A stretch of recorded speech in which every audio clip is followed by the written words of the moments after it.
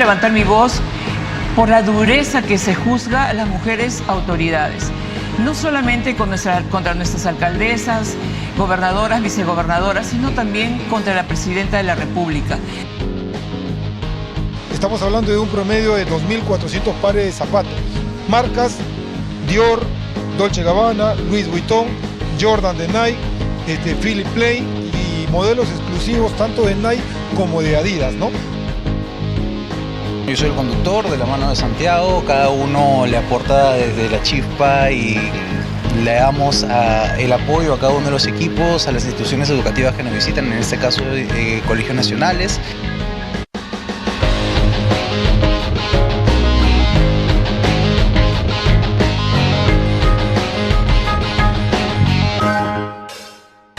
Tal como lo hicimos ayer, tenemos una pregunta para nuestros televidentes y nos pueden mandar sus mensajes de voz. La pregunta es la siguiente: ¿qué hará esta Semana Santa? Nos puede dejar el mensaje de voz al 988-711-673. Mensaje de todo el país. Ayer recibimos incluso hasta de Iquitos. Claro, y ¿no? Esta noche esperamos lo mismo también, contactos para que nos puedan explicar qué harán en este jueves, viernes, sábado y domingo de gloria. Bueno, todos los que puedan viajar, ¿no es cierto? Nosotros la prensa seguimos trabajando, pero las personas aprovechan para pasarlo en familia. Pero vamos a ir ahora con otros temas. Aunque yo diría que en esta Semana Santa también hay que cuidar la casa, hay que estar seguros también, ¿no? Por supuesto, mucha gente se va y ahora con el tema de las redes sociales comunican y creo que le hacen más fácil a los delincuentes saber que no van a estar. Efectivamente. Pero bueno, vamos a hablar ahora también de otro tema que es importante porque tiene que ver con la seguridad ciudadana, Paula. Así es, hay una propuesta del Congreso para acabar con el llamado gota a gota, lamentablemente, que se da en diversos puntos de nuestro país. Vamos a hablar con Alonso Flores, especialista en seguridad ciudadana. Muy buenas noches, bienvenido. Muy buenas noches, gracias Pablo y Ricardo por la invitación. Así es, se sabe que las ciudades donde más operan estas mafias es en Lima, pero también en el norte del país. ¿Qué hacer para evitar que ese gota a gota, los montos de dinero que solicitan, que van desde muy poquita plata hasta superan incluso los 1.000 soles? Sí, bueno, definitivamente es un problema crítico ahorita, no solo el gota a gota, sino en general todos los mecanismos de extorsión que han venido creciendo exponencialmente. Creo que sí es importante brevemente recordar exactamente a qué nos referimos con gota a gota para entender un poco las causas y ver si estas propuestas del Congreso están efectivamente abordando los puntos medulares, ¿no? Entonces, gota a gota, ¿cuál es el punto acá? No requiere garantías, tiene tasas de interés altísimas, hasta 20% de interés al día, y las formas de cobranza son lo más peligroso. Claro. A través de extorsiones, de amenazas, en unos casos incluso la muerte, ¿no? Pero, digamos, ¿de dónde nace el gota a gota? El gota a gota nace en Colombia, en Medellín, en los 90, donde era el auge, digamos, de la compra y venta de cocaína, digamos, ¿no? Entonces, era una manera, en realidad, del gota a gota para reinvertir el dinero ilícito generado por el narcotráfico en la economía, ¿no? Para lavarlo, de cierta forma. Claro. Entonces, eso no es ajeno a lo que está sucediendo acá, ¿no? El gota a gota no es que sea totalmente desconectado de una economía ilícita enorme que viene creciendo y cobrando cada vez más fuerza, y ese dinero que reciben los microemprendedores en su mayoría viene de actividades ilícitas, principalmente el narcotráfico. Sí. Alonso, yo tenía una inquietud. Muchas veces cuando uno recorre diversas calles de Lima, encuentra en el piso o también en las paredes anuncios que dicen préstamos inmediatos, sin tarjeta, sin aval, solo con tu DNI. Claro. Ese es el gota a gota, ¿no? Eso es el gota a gota, exactamente, que es ilegal, es un delito. Ya hay una ley, la 31143 del 2021, que prohíbe poner tasas de interés tan altas, o sea, fija las tasas de interés. De modo que estos mecanismos son, y esto es importante que la ciudadanía lo sepa, son al margen de la ley, digamos.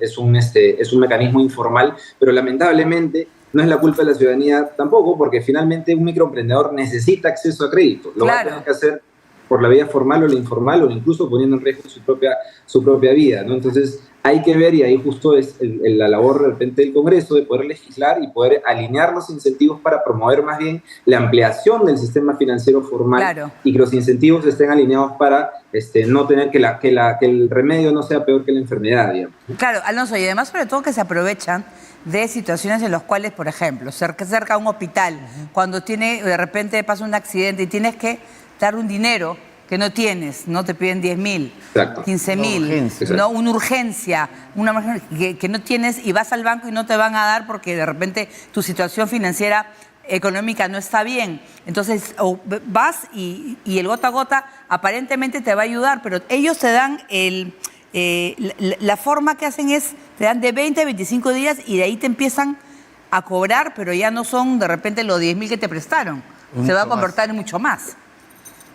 Exacto. Si vemos un estudio que ha realizado el Instituto Peruano de Economía, llegan a pagar casi 500% de interés a través de gota a gota anualizado, digamos, ¿no? Lo cual es 10 veces más que en el sistema formal. Son 580.000 familias que están metidas de alguna forma en estos mecanismos de préstamo informal. El 20% es precisamente gota a gota y se concentra principalmente en realidad en la Amazonía, en la zona oriental del país, y en hogares de escasos recursos, ¿no?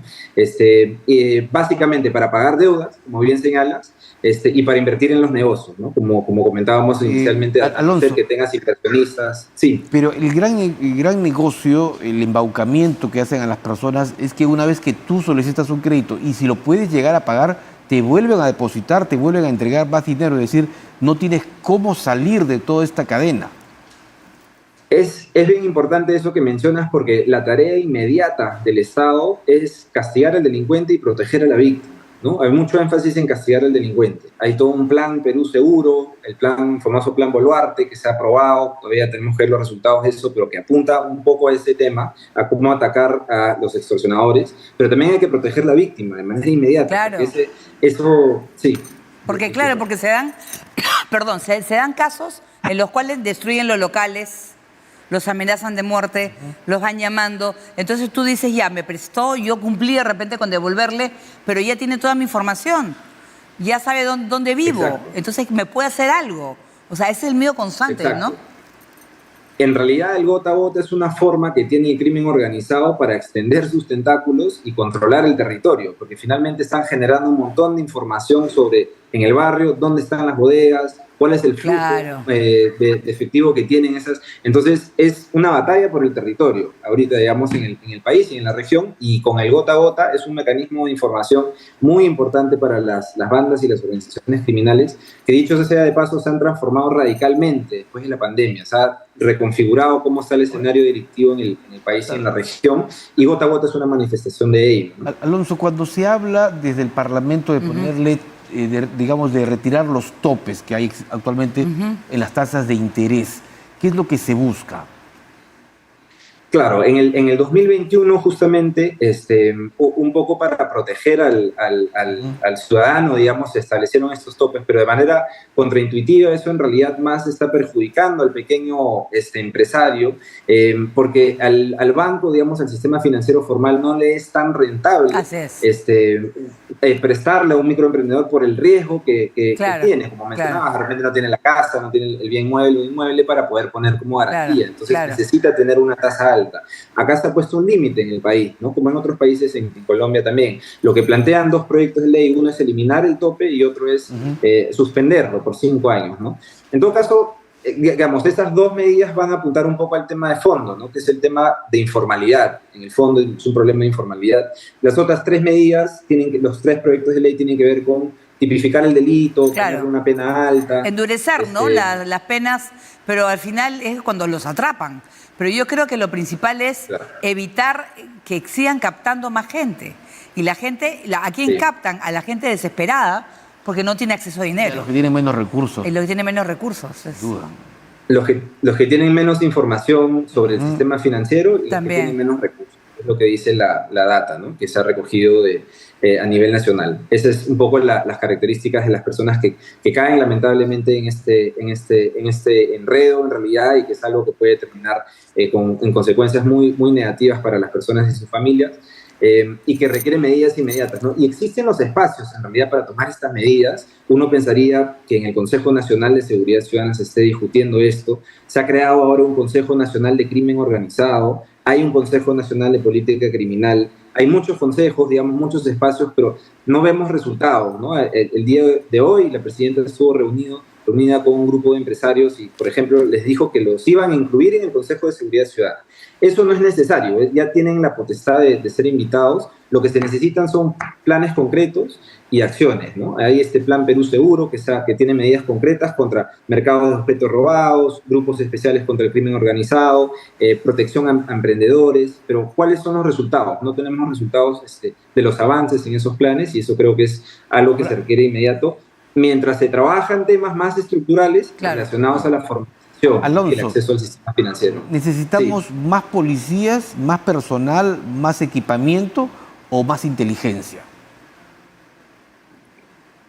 Sin duda hay una brecha importante en términos de los logísticos y los recursos que tiene la policía, pero más efectivos policiales, incluso presencia de las Fuerzas Armadas o los clásicos estados de emergencia que se han venido implementando, no necesariamente son la solución. Ahí habría que trabajar justamente en la línea que mencionas, claramente inteligencia. Sabemos dónde están los puntos de objetos robados, los mercados de objetos robados.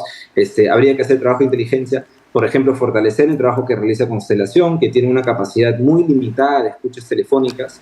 Claro, hay extorsión que es escrita, ¿no? Que dejan de repente una nota, pero hay extorsión que es por teléfono todavía y eso habría que fortalecer la capacidad del Estado para ello, ¿no? De todas maneras. No, y además también hacer el tema de los servicios, o sea, que no sea el banco de repente, porque no le conviene, pero las cajas de ahorro, las financieras pequeñas, poder ayudar a los pequeños emprendedores mucho más. Exacto, eso ha estado haciendo Chile y Colombia, ¿no? Porque este es un problema ya regional y bueno, empezó en Colombia hace ya décadas. El presidente Petro ha inaugurado hace 2 meses una nueva línea de acceso al crédito que se llama Creo y tiene que ver con no exigir fiadores y dar plazos de 24 meses para el pago, ¿no? Eso es un problema crítico en Colombia que ha venido arrastrando hace décadas y por ahí va la salida. Chile tiene una experiencia similar de formas de crédito más accesible, pudiendo valorizar de repente no una casa o un vehículo, pero sí una joya o un anillo o una sortija y contra eso poder recibir crédito, pero todo por vía formal, digamos. Ajá. Tú nos hablabas hace instantes de todos estos grupos operativos que están trabajando justamente en combatir la delincuencia, el crimen organizado. ¿Qué más se necesita cuando ya desde los empresarios, como tú lo mencionabas también, ya se ha producido un segundo encuentro? Probablemente ellos puedan tener incluso también la capacidad de sumarse, participando o entregando a su equipo de seguridad. ¿Cuánto más requerimos para poder frenar ya por fin esta delincuencia que tanto agobia al país? Sí, sin duda, las intervenciones del Grupo Greco, por ejemplo, que se ha conformado, el Grupo Especial contra el Crimen Organizado y esos operativos, que bueno, esperemos que vayan dando cuenta de los avances en esos operativos. Sí se requiere como un entendimiento un poco más profundo y más ágil de cómo está el escenario de la criminalidad organizada, ¿no? Antes de la pandemia, digamos, era delito común y crimen organizado, ¿no? Te robaban el celular, era un perfil y era otra persona dedicada a la trata de personas, ¿no? Claro. En este caso no, el bien robado se inserta en una economía ilícita cada vez más grande. Ahora hay bandas criminales que son mucho más atomizadas, mucho más líquidas para moverse entre mercados de trata de personas, tala ilegal, contrabando de ropa, contrabando de cigarrillos, lo que fuera más rentable. Tienen una capacidad de estas bandas para adaptarse y poder posicionarse sobre la competencia, ¿no? Y el gobierno está como varios pasos atrás, lamentablemente. Han surgido algunas instancias de coordinación entre países, creo que eso es saludable.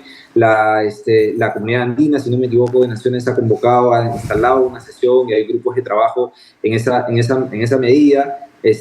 Pero sí, o sea, se requiere inteligencia, se requiere dar cuenta de los avances en los planes y se requieren medidas estructurales que van hacia el tema de fondo, que es el tema, en el caso de Gota a Gota, del acceso al sistema financiero. Así es. Entonces, en el CONASEC tendría que estar sentado el MEF, el Banco de la Nación, la banca privada, los gremios, y tendrían que de un plan y ejecutarlo, ¿no? Muy bien, buenísima gente. Pues sí, yo creo que sobre todo es ayudar, ¿no?, a la gente desesperada porque problemas hay varios. Muchísimas gracias a Alonso Flores, especialista en seguridad ciudadana, que ha estado con nosotros. Muy gentil. Muchas gracias. Bien, y vamos a cambiar de tema porque estamos en el miércoles santo y nos vamos hacia Ayacucho, Paola. Así es, nos vamos a ir con nuestro corresponsal.